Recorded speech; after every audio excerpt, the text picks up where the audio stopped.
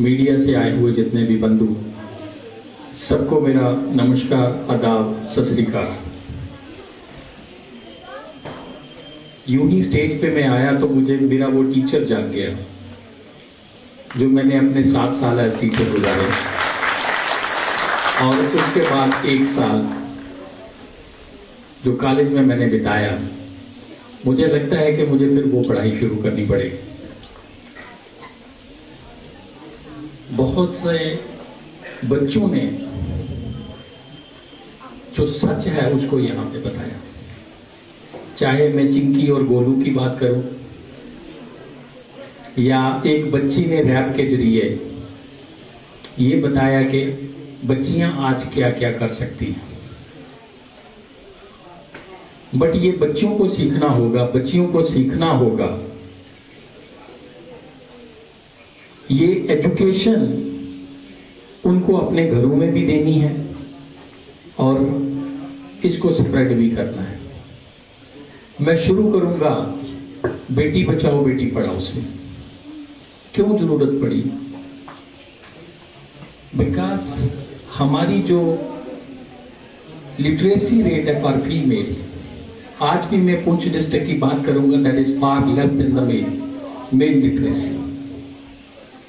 Sex ratio की बात करूंगा तो still that is not comfortable sex ratio is 900 के आसपास, 912 के आसपास है। तो सेक्स रेशो का बेसिक मीनिंग है 912 और 915 गर्ल्स फॉर 1000 बॉयज, और उसका कारण आप सबको मालूम है, तो यहां दर्शाया भी गया है।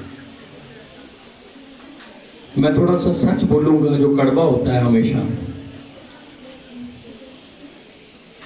बच्चियां घर में, जैसे चिंकू और गोलू के केस में दिखाया गया, मुझे लगता है कि ज्यादा रोल उसमें मां का है, जो खुद कभी एक बच्ची रही है। और घरों में किसी की शादी होती है तो सास की भी यही उम्मीद होती है कि नहीं बेटा होना चाहिए, और जो कंसीव करती है वो भी चाहती है बेटा होना चाहिए। आपने देखा होगा आज हम थोड़ी सी कंफर्टेबल पोजीशन में हैं। जैसे प्री नेटल सेक्स की डिटर्मिनेशन हुआ करती थी, जिसको सरकार ने बैन किया, वो सिंपली सेक्स रेशो को प्रॉपर करने के लिए था।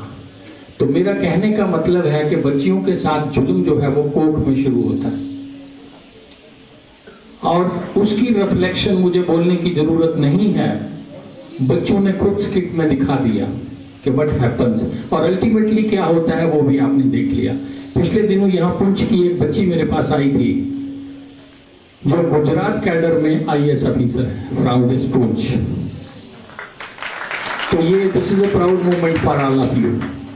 आप उनकी राहों पे चल सकते हैं, उसकी जो नक्शे कदम है उस पे चल सकते हैं। बच्चियां क्या नहीं कर सकती, यहां अच्छे ढंग से एक बच्ची ने रैप के जरिए आपको बताया।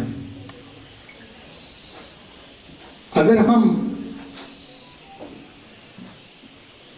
बच्चियों को प्रॉपर एजुकेट करें, एजुकेट करने का मतलब ये नहीं है कि हम सिर्फ क्लासरूम में पढ़ाएं। टीचर्स की सबसे ज्यादा रिस्पॉन्सिबिलिटी बनती है। जैसे हमारी मेडिकल ऑफिसर मैडम ने कहा, तो there are certain changes which occur at the stage of the puberty.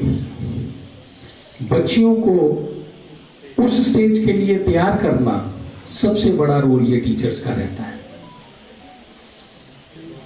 अगर जो बच्चियां 7th 8th में पढ़ती हैं, जब normal age of puberty is 13 years, but in some cases there is a precious puberty. अगर हम उन बच्चियों को अच्छी तरह से एजुकेट करें तो वो जो फीलिंग उनके अंदर आती है eight the stage of puberty, वो उससे बच सकती है। और वो जो मेंटल एगोनी का शिकार होती हैं because of hormonal changes, these are the hormonal changes, उससे हम उनको बचा सकते हैं।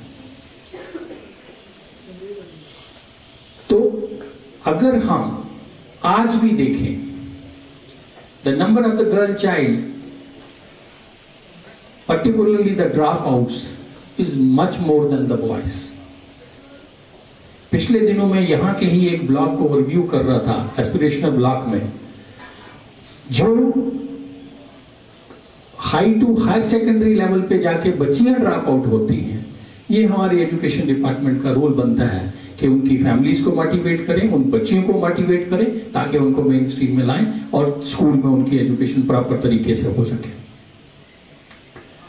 आज की डेट में अगर हमारी प्रेसिडेंट ऑफ इंडिया एक फीमेल है, तो आप सोच सकते हैं हमारी बच्चियां कहां कहां जा सकती हैं। देयर इज नो फील्ड जिसमें बच्चियां नहीं जा सकती, चाहे एयरफोर्स की बात करें, चाहे आर्मी की बात करें, चाहे बेल्ट फोर्सेस की बात करें, आईएएस आईपीएस, कोई ऐसा एंटरप्रेन्योर्स की बात करें, बिजनेस वुमेन। आज की डेट में कितने सारे आइकन्स हैं हमारे पास पॉलिटिक्स में।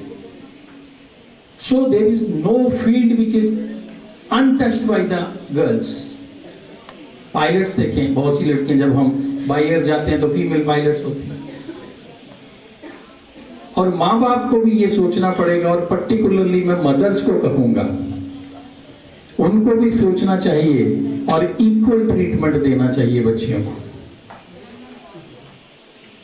और बच्चियों को भी ये सोचना है, वो अपनी प्लेट से खाना उठा के भाई को दे देती है।